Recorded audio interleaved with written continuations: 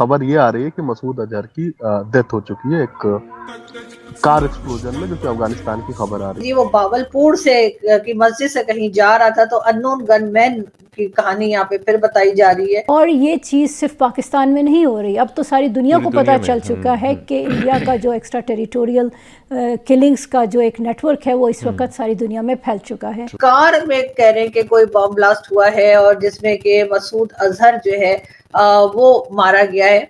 Oh my God, मुकम्मो खुश हुआ, वाह क्या बेहतर हूरों के पास में नया साल का दिन सुना, वाह पहुंच गया बेहतर हूरों के पास। और सुबह के 5 बजे बताया जा रहा है। अब खौफ है, डर है, दहशत है, वहशत है और बर्बरियत है, क्या बात कर रहे हैं फस्तायत है, और इस फस्तायत की ये नई हदों को छू रहे हैं। कुछ साल पहले आपको याद होगा कि इंडिया ने कहा था कि हम पाकिस्तान को दुनिया में आइसोलेट कर देंगे, और ये अक्सर कहते रहता है। और ये उन्होंने पूरी एक मुनज़्ज़म तरीके से एक कैंपेन की। जो भारत की कोशिश थी उसमें भारत कामयाब जरूर हुआ है, अपनी कामयाबी क्लेम कर रहा है। पढ़े लिखे जाहिलो इसलिए बोला जाता है। भारत ने क्या किया भाई, इंडिया का नाम क्यों बीच में घुसा रहे हो तुम? तुम्हारे कारनामे इतने अच्छे हैं, तुम्हारी सोच इतनी अच्छी है, मिलिटेंसी तुम पैदा करते हो, और जब पिछवाड़े में घुसता है तो इंडिया का नाम लेते हो, तो यही तो होना ही था भाई। ग्रेगोरियन कैलेंडर के हिसाब से पहले दिन ही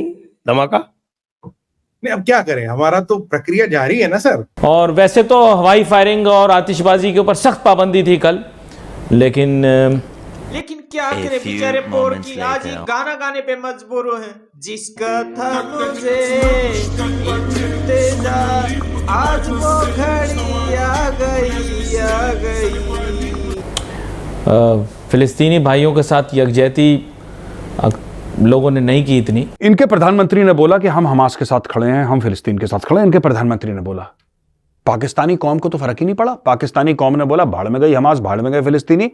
पार्टी के दिन पार्टी होगी, बाकी 364 दिन हम चाहे कंडेम कर लें, आज पार्टी करेंगे। जो तब्बा के नाच गाना और म्यूजिक बजाए, इससे भरपूर आप लोगों की यकजहती का एहसास हो रहा है पूरी कौम का, कि आप लोग फिलिस्तीन के मामले पर, गाजा के मामले में कितने समझे। भाई पहली बात तो ये है, अपनी रोटी खाने पाने का जुगाड़ कर लो। तुम दूसरों के मामले में दखलंदाजी देने की तुम्हारी न तो औकात बची न और कुछ। और फिर दूसरे नंबर ये बात, ये तुम्हारा एक कसाई मरा है, इसके लिए तुम इतना रो रहे हो जैसे तुम्हारी बीवी मर गई हो बेसालो। समझते नहीं ये कितना बड़ा वैसी दरिंदा था जिसकी मौत हुई। तुम ऐसे फुट फुट के रह रहे हो जैसे तुम विधवा हो गए हो। मानना पड़ेगा पोर को, इसलिए तो तुम जाहिल के जाहिल रहोगे। ग्रेगोरियन कैलेंडर के हिसाब से पहले दिन ही धमाका। नहीं, अब क्या करें, हमारा तो प्रक्रिया जारी है ना सर। हमारे ये जो हमारा अथक परिश्रम और कर्म है, ये तो जारी रहना चाहिए। नहीं कभी रुकता, थोड़ी कर्म कभी थोड़ी ना रुकता है।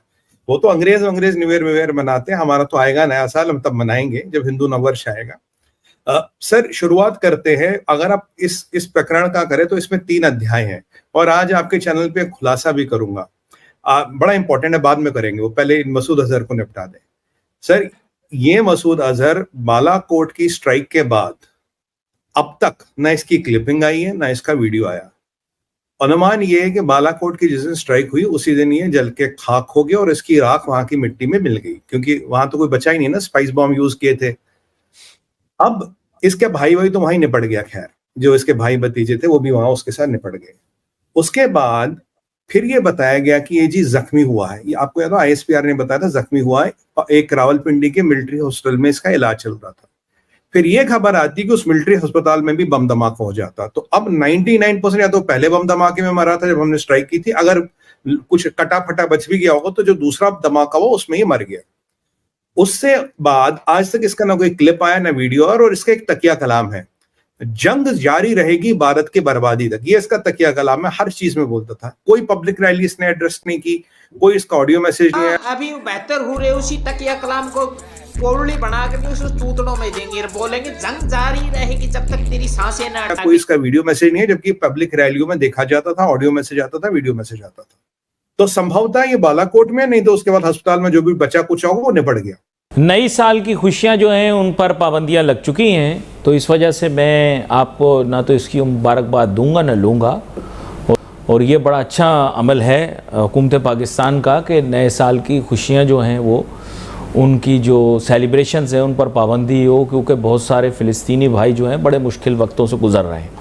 कौम को भी इस सिलसिले में यकजहती का इजहार करते हुए तमाम शादी की तकरीबात के ऊपर डांस, नाच, गाना, म्यूज़िक भी बंद कर देना चाहिए। आप न माने भाई, इस बात को बिल्कुल न माने, क्योंकि तुम हो भिखारी और नए साल का जश्न मनाओगे तो उसके लिए खर्चा चाहिए, लेकिन तुम दाने दाने के मोहताज हो, कहाँ से बहाना ले रहे हो दूसरों का। बेस्ट सालो। चलो दोस्तों, आज की वीडियो में बस इतना ही। अगली वीडियो में फिर से मिलेंगे। जय हिंद, वंदे मातरम।